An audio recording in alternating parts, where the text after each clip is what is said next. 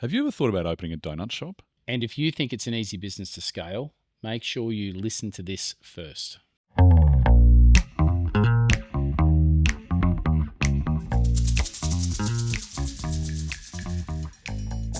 Hello, TK. Peter. How are you? I'm very well. You? Excellent, thank you. That's all right. Today we're going to talk about something that I think a lot of people like to talk about, and then they don't. So there's two parts to this. So the first part is donuts. I think most Can't people we get like a to talk professional like Jenna or something? about. in here? No. This is specifically Jenna, help. No, you're on your own. We're going to talk specifically about donuts and business. Now, if I put again, Just don't do it. Is that enough? that was almost going to be my next question. It's like, if I say donuts to you, apart from PTSD. our wonderful friends at Kenilworth Bakery and how amazing they treated us and gave us some delicious food and continue to from time to time. Thank you, Jenna. If you hear the word donuts these days, what's the first emotion that you would feel? I'm not good enough. It wasn't good enough. For donuts? No, it wasn't good enough for donuts. So I shouldn't say that because my donuts were fucking nice. I was going to They were say, pretty delicious. There's two parts to it. The actual donut is one part of it. The other part is the business of donuts, I suppose. So for those that haven't maybe listened to some of the previous episodes, in the first few that we did, I think we talked about it a little bit. Why does the word donut put fear into you? Many moons ago, it feels like a lifetime ago, we had a donut business called Donut Boys. And I suppose we were right on the cusp of when donuts sort of, went bunter. I'm not sure what was year. that? Was that 10? Was it, well, yeah, it probably was. 2016, 17, something like that, 15 maybe either? No, 2017, Rice Boy was born. So 2017, so 2016, 15, probably 15, 14, something like that. So I was in the States and I seen a massive lineup of people and thought, fuck's going on there? And followed the line. As in, what are they lining up for? Yeah. And joined the queue and it was donuts. And I thought, it can't be just for donuts. Yeah. Because I was actually looking for that lady, Magnolia Cupcakes. Oh, yep. Have you ever clearly heard of her? Unbelievable, right? And anyway, we tried one of these donuts and they were delicious. So I thought, this could be pretty good because how hard can it be? Like, it's famous last words. And I don't think I'd ever made a donut. Well, I mean, it's one of those things, I suppose. I've made donuts. Yeah. When I was working at Amazon's water park in 1992. Why can't we do a podcast about this rather than my PTSD? Me working in a water park. I want to know about that. There are stories there. That's what I mean. That is for another time. Luckily, that business doesn't exist. So I think the legal obligations are now done. So which is good. Yeah, it's all happening at Amazon's. Too much fun for just one day. Look at you. Yeah. You still got a shirt, don't you? I don't know if I do, but I did have the mascot for what was the other one? Cades County. Cades County, Wet and Wild. Yeah. My father designed all the filtration for that. No. My sister and I, no, the good parts of it. My sister and I were the first. Could you imagine the shit that gets filtered out of that water? Yes, because I worked in them. It'd just be pure DNA. It's a lot of skin. That's a bit gross, but it's true. But my sister and I were the first people. Can we have a time out so I can have the day they turned the wave pool on at Cades County, which is now Wet and Wild. Yeah. We went in the water. There's two of us in the water. There's no one else there. There's only just the engineers. Hallelujah. We had to get rescued. I think they kind of hadn't really worked out the calibration yet, but I remember my sister having to get yanked out by one of the engineers. But anyway, that's a story for another time. Level tsunami. So yeah, it wasn't great. It was like, no, down. When there's like 12-foot sort of breakers coming in. Shore break. Yeah, exactly. Kelly Slater's in there ready to drop in. It's like, this is probably too much. But yeah, we used to make donuts and it was literally, the dropper, there was nothing. Premix bag, add water. Yeah, premix bag, add water. Which is a decent product. You don't want to know what's in it. Mix the sugar and cinnamon at the end, let them dump in there, boom, we're done. It was very straightforward and they were great in terms of food cost. That was super low. So in summer, we'd be selling hundreds of these things a day. And I was like, I'm going to keep doing this. And the machine would keep breaking and I'd keep fixing it because it was just worth it. One of those mechanical donut. Yeah. The, what are they called? What is actually got a name? Not Hopper. Dear Lord. Anyway, that'll come to me at some point in time. Yeah, right. So was it really all by hand? At the start it was, Yeah. Because I suppose, so if we go back, tried the donut, thought this is fantastic, how hard can it be? Went home, made a couple of donuts, tried them, thought this is really delicious. We made a brioche-based donut. Okay. So what does that mean for those uninitiated? But brioche is just a really sweet, rich form of bread. So you take in very layman's terms, so please don't attack me, but I'm just trying. If pastry chef comes out, your son is going to have you. Yeah, no doubt. So you take a more or less a bread recipe and add eggs, copious amounts of butter, and some sugar. And that's what it's. And a brioche mixture naturally wants to be baked in a tin because it wants to fall over on itself because it's quite loose, right? Right. So there's the old school brioche, you have to form it in a tin. Yep. And I thought, well, how can we make a delicious donut that's super rich, super tasty, that's got no preservatives and no additives at all in it apart from right. And it was like we had Hello Harry at the time, and our burgers we had a brioche bun that and it was a hybrid brioche bun. It wasn't a full brioche bun. So I had a pretty good understanding of how we got the buns to where they were because we were making all them ourselves. Yeah. And part of our slogan for the burger shop that we had was just no preservatives. It was everything that we put in the burger. We knew the name of the farmer who grew the beef. Yeah. We knew there's no numbers in the ingredients. It was all fresh eggs, fresh butter, yada, yada, yada. So we made these donuts, and it was really funny because I was talking about just doing it as a pop-up. We had 3 fries in the in the burger shop, and I thought, well, we can cook them here. I can just come in at like 2:30, 3 o'clock in the morning. Yeah. We can cook them here. The Big Top shopping centre, which was just behind the burger joint, had just opened, and there was plenty of spaces to lease. I knew the landlord. I said, would you do us a week by week pop-up location? We'll activate it. Like, we'll make it nice. Yeah. But for as little as possible to give it a run. The smell of an oily rag, right? Yeah. So we brought a few bits and pieces to get it going, a few trolleys and stuff like that. And as soon as we agreed that we're going to do it, Aurelian, his name was, he was a pastry chef from Glass Brasserie in Sydney.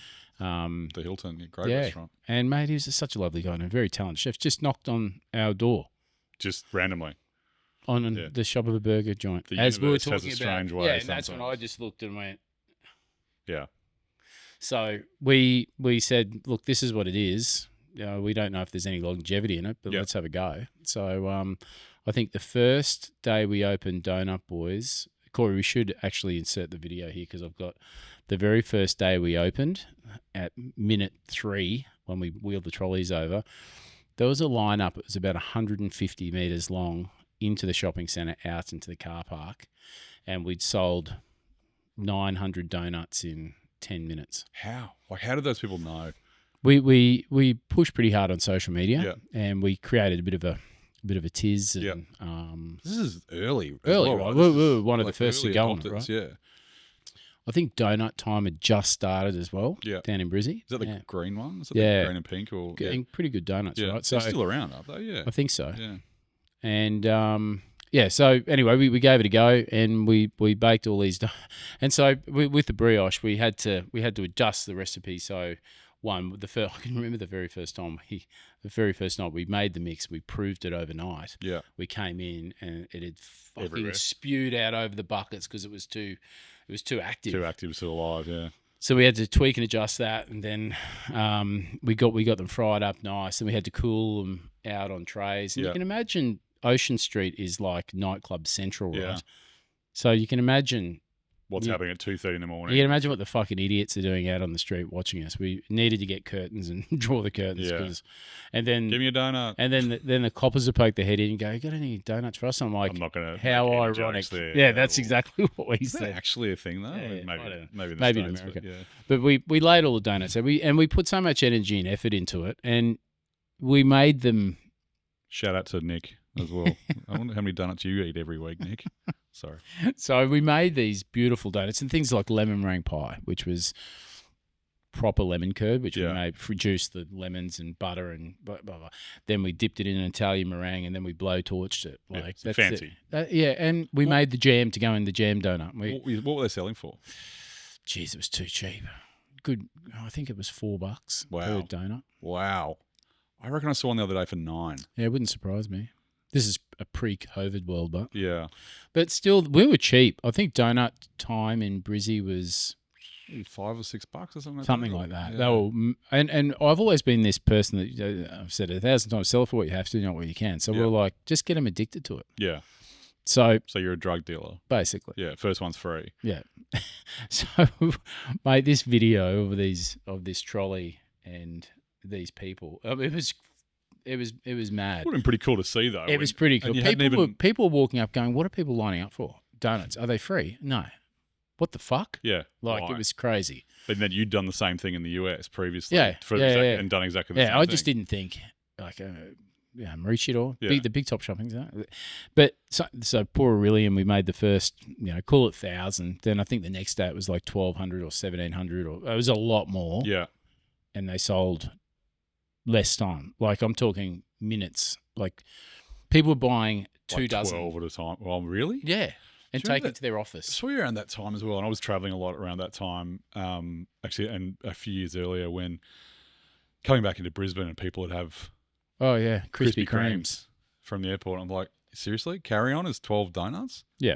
I'm sitting there going, that's dumb. And then after a while, I'm like, there's no way that they would all get home. No. If I bought 12 donuts at the airport in Melbourne, I reckon they'd be lucky if there'd be 2 or 3 left by the time I got home. It's just like, that's just what's going to happen. So, but there was that sort of demand. Oh, mate, it was insatiable. I mean, it was just and then my ridiculous entrepreneurial blood just was peaking. Yeah. So you're like, let's go. Yeah.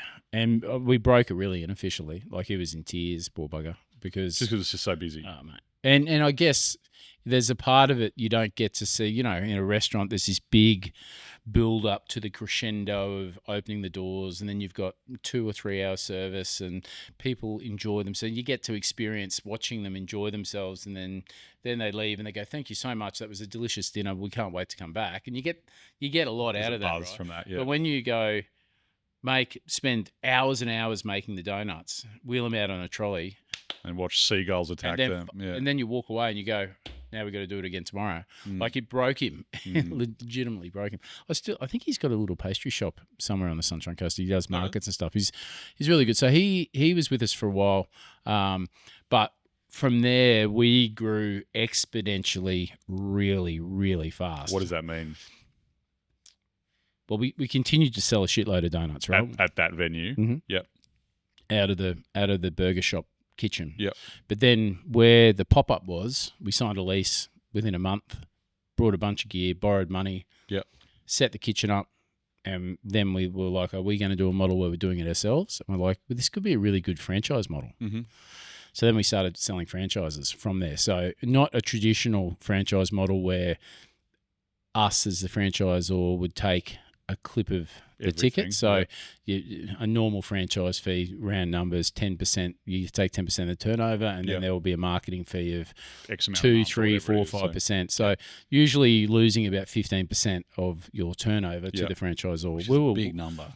Yeah, and we didn't want to do that. So we were like, well, why can't we be the wholesaler? So we'll sell the business, give you all the asset to be able to open all the the shop. Branding, all the things all you the need. Guidance. This is the cut and paste copy of what you're going to need to buy. Help you find the site, negotiate the lease. And we'll tell you what you need to get it operational. And then we were selling the donuts, I think it was about $2.50 or something. Don't quote me on that. There was about $2.50 or $3, and then they made about that again by selling it. Yeah. Great model for somebody who doesn't have any skills, because all they're doing every night, they'd place an order, but we didn't have any preservatives in those donuts, right? So they're fresh every day. They're unbelievable in the morning. They're pretty good in the afternoon. Yeah. And they're absolute pus the next day. Really? Yeah. Because there's no chemicals in them. Yeah, so, there's nothing to hold them. And put brioche in the fridge. Yeah. And then eat it without heating it up the next day. It's horrible. So, so we grew exponentially, and to a certain extent, it was very successful, right? Yeah. How many of those shops did you was involved? Would have been 9, I reckon. Right, We went from making a few thousand donuts a week to 20,000. And where were they? Were they all on the sunny coast or no? No, Brisbane. the Brisbane, Gold Coast. So you were then delivering as well? So then we were like, where's the growth going to happen? We thought Brisbane's obviously going to be where it is. So then we leased a large, used to be a bakery in Bowen Hills, and took all the gear down there, hired a franchising expert, hired a great baker, because what I found out really quickly is I can make one donut really, really good. Yeah. I can probably make 100 the best donuts you've ever had. Yeah. I can't make 1,000 because any chef can attest to the fact that, especially in pastry, there's a lot of recipes that you can't just multiply out. Scale is not good. So you just get a recipe and you go, oh, well, this batch needs 4,000 eggs in it. Yeah. It doesn't work that way. Yeah. So there's a lot of tweaking and adjusting, and then there's, the time, there's so much, you can imagine if you're delivering donuts on a daily basis, and you've got 10 stores all ordering 500 donuts. They're all coming out of the prover. They're all going into the fryer. They're all they're all cooling. Then they're all getting filled. Then they're all getting packed. So even logistics of what do you pack them into so they arrive. So they look great when they arrive. Yeah. A lot of it was, trial by fire. Yeah. And, but the thing that sort of dawned on us really quickly was we don't know the cost of the donut. And Jenna, even at Kenilworth Bakery, says it's the same because it changes every day. Based on the yeast and proving. Waste. Oh, right. Oh, okay. Because if it proves too much, it goes in the bin. Yeah. So if you're baking 100 donuts and then 20 of them go in the bin, clearly the price of the donuts change. Yeah. So whether it's wastage or you look at that batch and the price of each donut just goes up by 2 cents. Yeah. So when you don't know the cost of it, but the tough. sell price is locked in, that's a terrifying place to be. So we started getting some cold feet. But then I started thinking, if the baker quits, I'm fucked because I can't do this. You can't step into it. I tried to make a pact years ago that I would never do something that I couldn't do myself. Yeah. And that's the beauty of me with restaurants. Melissa's fantastic at the front. I'm capable in the kitchen, so worst comes to worst, I can do it. And so I'm like, now I'm no man's land. Yeah. We had a fantastic baker, and we just put it on him and said, why don't you buy it? We've got all the infrastructure. We've got the 4-ton Pantech truck, got this bakery set up. It's all ready to go. Ready to roll. All you got to do is give us some cash and it's all yours, ready to go. And fortunately, he did it. Okay. And I still believe that it's out there and it's around. And I only asked a question a couple of weeks ago and they still say the donuts are good. I don't know what they've changed or if they've changed anything. I know that one of the problems we had, and goes back to our thing about never signing a personal guarantee, because my name was on that personal guarantee of that bakery. Yeah. And then the one in Brisbane. Yeah.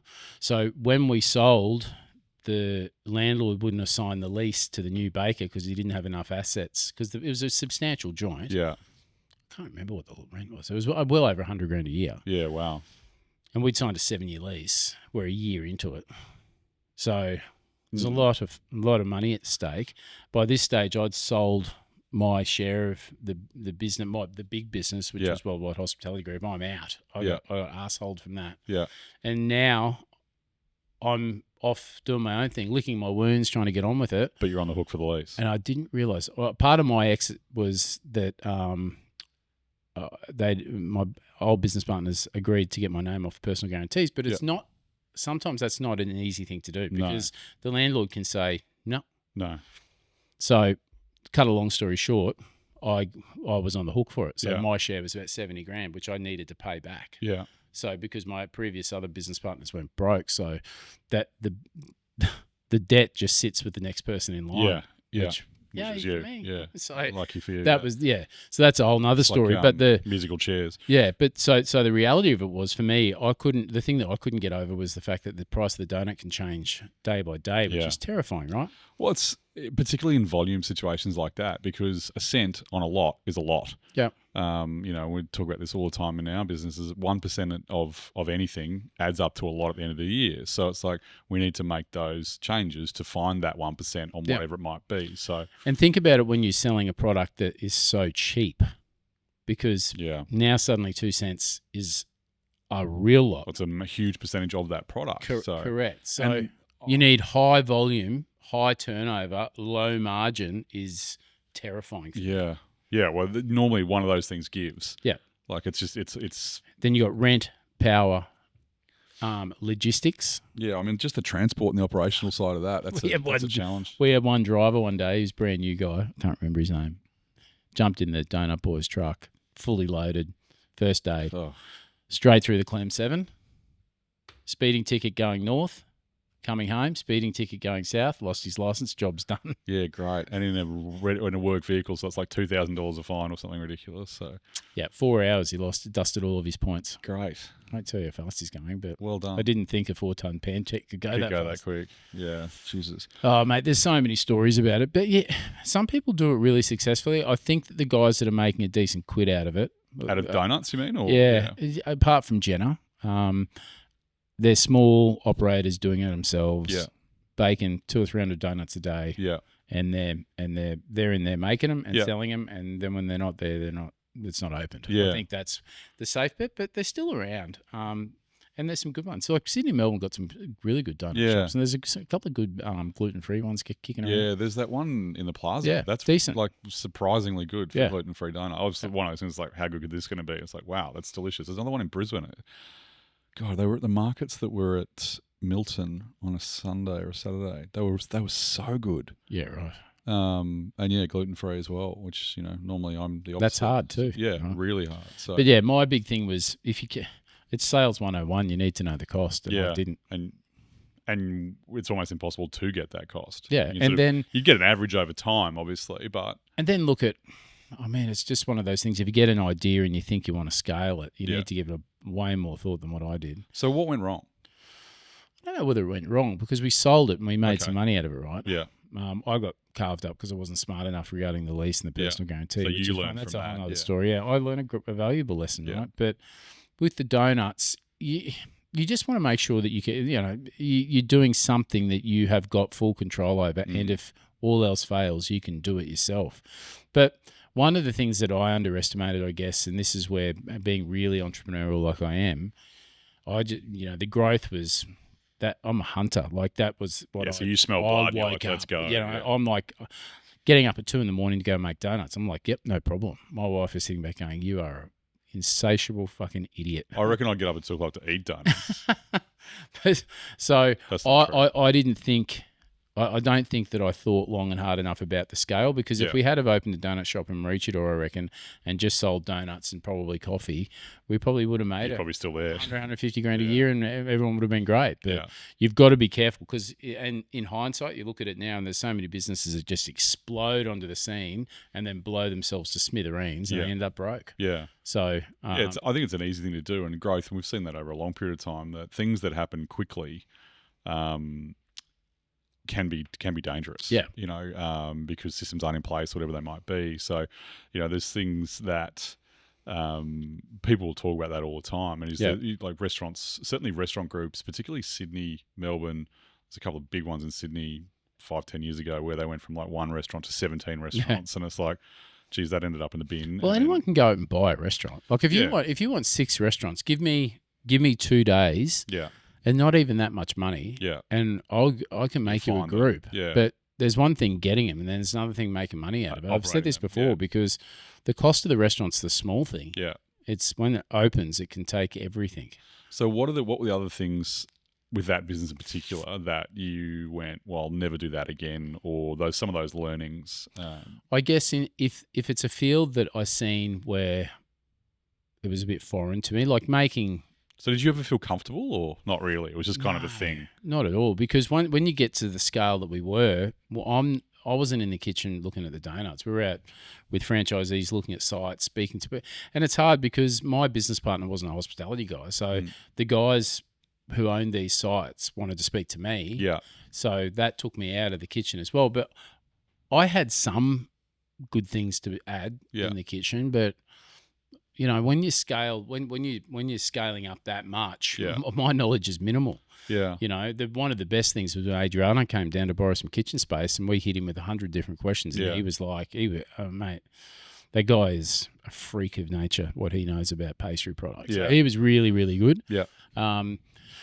We just adjusted and tweaked, but I suppose one of the big things for me is I should have probably about halfway I should have slowed down and then just punched our foot on the brake and just started to go, well, we're at this many units, we can handle that much. Let's get all the systems ironed out and locked down, and then we'll go again. So that idea of a stepped approach. Yeah. So it's basically get set, then get to the next level, then get set, then go to the next level, then get set. But what we did is we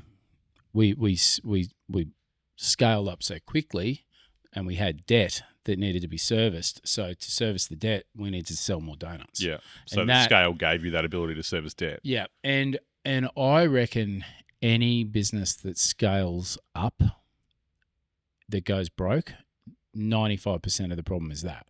Rather than scaling up organically, they taste the success, they push really hard, borrow, get massive on the back end, and then they've got to feed that beast. Yeah. They're better off my advice is just to go slow. Yeah. Like our back end is lean as in our restaurant group at the moment. Yeah.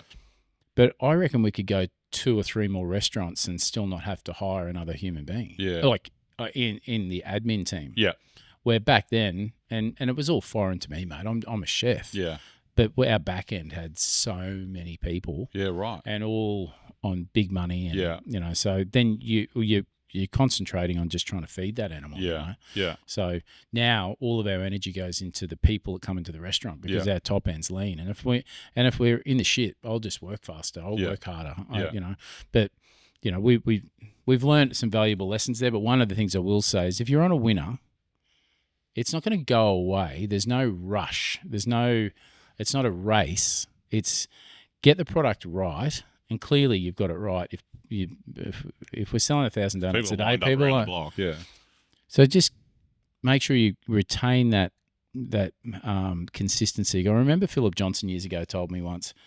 I said, "What was the success of Echo?" Echo was. Remember Echo in Asada? It was one of the greatest restaurants ever. Yeah. It still is. He said to me, "He goes, you don't want to be excellent. You just want to be good, but be good every single day." And I thought, fuck, that's really sound advice, eh? And we've had that conversation before. It's like when people are going for excellence, the expectation of a guest goes up. That almost makes it impossible to achieve. Like you're almost never going to please that person because of the hype or whatever it might be. Yeah. And there's also that conversation is if you're chasing that kind of excellence, like 3 Michelin stars or 3 hats or whatever it might be, it doesn't mean it's going to be profitable. No. And quite often it's the opposite. Yeah. Because you've got to spend so much money on things that do they matter or not? It's like you've got to be committed to that. Like those great restaurants of the world, where like French Laundry we talked about, where you get there and, per se, where everything is flawless from start to finish. The bathrooms are immaculate. The carpet's incredible. The cutlery is ridiculous. The glassware's $100 a stand. It's been 20 years in the making. Right? Yeah, exactly right. And that's the thing. It's taken time to get to that point. And that wasn't Thomas Keller at 23 opening up a restaurant. No. That was Thomas Keller at 40, finally getting to a point where he thought he could do that restaurant. And having one restaurant for God knows how many years. Exactly. You know what I mean? So I guess our growth was one of the things that skewed us, I think. But also donuts are hard, mate. Like I reckon all baked products are really hard. I think the fragility of them as well in terms of that shelf life. Like if you're done in X amount of time, that's what I love about wine. It's like you can stay on the shelf for years or in decent storage for many, many years. So anything perishables. Yeah, perishable's a nightmare. But the only thing that I will say to everybody is bread is one of those things that it's something that I'm so passionate about. Now, I'd rather not eat bread than eat shit bread from the supermarket. Yeah. It's just not worth it to me. Yeah. But so Jen says bread has no flavour. One of the very few things in life can be paralleled to grabbing a beautiful French baguette, smothering it with skewer, salted butter, or pepe saya, and just tearing into that bitch. Like, it is fucking delicious. Yeah, I'd use another word to describe it, but yeah, the bread is. I think bread and I have an interesting relationship. You're not gluten free, are you? Absolutely not. No, I probably should be. And there's an argument that probably all of us are. Yeah. All of us should be in some way, shape, or form. But I've tried to cut down my bread because I love bread. Yep. Like I remember it was a few years ago. We went to it might have been Kiwana Market, or it might have been. So it was one of the markets, local markets, and I bought 3 loaves of bread. I'm like, what am I going to do with this? Like, I don't have a freezer. So I sat there and I ate those bread. I ate all of that bread. And they were different. Yeah. You know, there's some flavored bread in there or whatever, but it's like, I'm a pig just sitting here eating bread and butter. And, the joy that I get from that. You know, and I know I'll probably get torn up for this, but I don't believe some of the nonsense that's said about bread. I reckon if you can find good spelt flour, unrefined, that's not bleached, that doesn't have all this shit in it, can't be that bad for you. Is that what you're saying? I think there's or just eat half the amount, like FODMAP, where you know that way of eating is all about helping the gut and not having anything fermented in your system and that kind of thing. But they say sourdough's okay. Yeah. And I think you're right. I mean, I remember reading about this. There's a lot of research that's been done about where the gluten-free, like where we're all becoming, we can't eat anything anymore. But there's conversations that have happened and there's research that's been done about it. It's not the wheat that's the issue. It's what we're putting on the crops. Yeah. That is having an impact on the actual lining of the cell walls or something or other, so we can't break it down anymore like we used to. And it's like, what are we talking about? So, no, it's a very... and again, I'm not a scientist, not saying that's the truth, just saying it's something I've read at one point in time. But I like the idea that, like you said, if you get the best possible flour you can get it to a great baker to treat it well. And make sure it's unrefined. Yeah, okay. Yeah, it's spelt flour. Spelt? So it's like, just explain, spelt flour, S-P-E-L-T. It's just unrefined. Like it's not bleached. It's not, and it's in its natural form. A lot of gluten-free people, not celiacs, but gluten-free people can still enjoy that bread and not get sick over it. So, and that's, look, if you're on the Sunshine Coast, the guys up at Rick's on 6 do great bread. Jesus, do they what? The Petit Soir and Alexander Headlands, like that guy's that place is evil. He's a freak of nature. I can't walk in there without spending $100 because it's like, I'll have 4 of those, I'll have 3 of those. It's like when people go into Bunnings and buy stuff they don't need, which I did on Sunday. But for me, going to a some bakery, screws or some nails, or you need one thing and you come up with a couch. And like, so we walked in the other day to get one thing, I think maybe 2, and we came up with 7. I bought a dog bed. I'm like, I didn't even need. We do have a dog, but it was like we didn't need it. But it was like, that's cheap. Yeah. That's what we did. It's like, especially that shit at the till. They got me. Yeah, you need that ant spray. Yeah, ant spray. We'll take some the sponsorship from Bunnings if you're listening. Yeah, absolutely. We'll wear a shirt. No problem. No, I'll wear the hat. Yeah, Bunnings hat's sick. So, if you had your time again, what would you do differently? I just would have kept a bit smaller for a bit longer. Okay. Refined it, and probably give it 12 months and then go. And so this all happened within 12 months. Oh God, we had 7 franchisees after 12 months. That's a lot. Yeah, that's so quick. Yeah, I know. Yeah, but still good donuts. Didn't make a penny. And the thing that I learned really quick, because we ended up franchising that burger brand as well. Yeah. Franchising can be a grubby game, eh? Because in what way? It's less about every single decision should be based around, are you going to be able to make money? And I think most franchises are driven by the top line because that's where the franchisor gets paid from, not the bottom line. Okay, so hang on, explain that. So most franchisees, so the people that pay for the franchise. Yep. So you buy a franchise. Yep. You buy a franchise off me. I'm buying a Donut Boys franchise. Make it a burger shop. Sure, burger. So you pay me $50,000. Yep. As a franchise fee. To get the name, to get and we'll give you all advice, give you a book. Tools, yep. We'll help you find a site. We'll send the team in there, get it set up with you, and then it's over to you. Yep. But we'll give you a set of brand guidelines that you need to follow. You need to order all the meat from this supplier. Yeah. And some people even, like I believe, and this is unsubstantiated, I think Grilled even supply their own franchisees. Okay, so like McDonald's would, or So they give you a set of brand standards. You need to follow them. You need this alcohol distributor. You need this Coca-Cola distributor. You need all of your burger buns off this guy. And then from there, the franchisor can track your sales because we're linked into the same till. Yeah. We can track all your ordering because all the suppliers are certified through us. And then we with your till every week we send you an invoice as a franchisor. So if you do $20,000 a week in sales, we'll take 10% of that. So $2,000 comes to us. Now we get paid before, as a franchisor, we get paid before anyone. Yeah.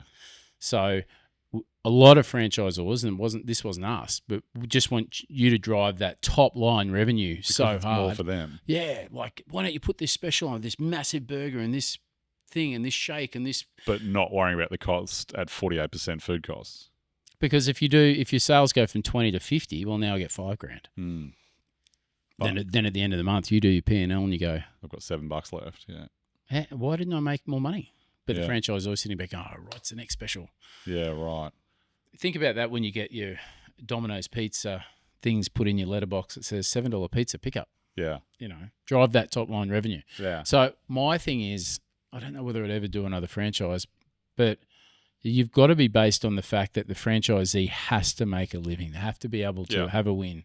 And if all those decisions are based around that, then it's a sustainable business. But there's so many out there that they're just being run by dodgy franchisors, that's all. So just be careful with it. Yeah. And make sure your growth is staggered. And that's a bit rich coming from me. I mean, in 2017, last year was the only year we've never done a restaurant since 2017. So, yeah.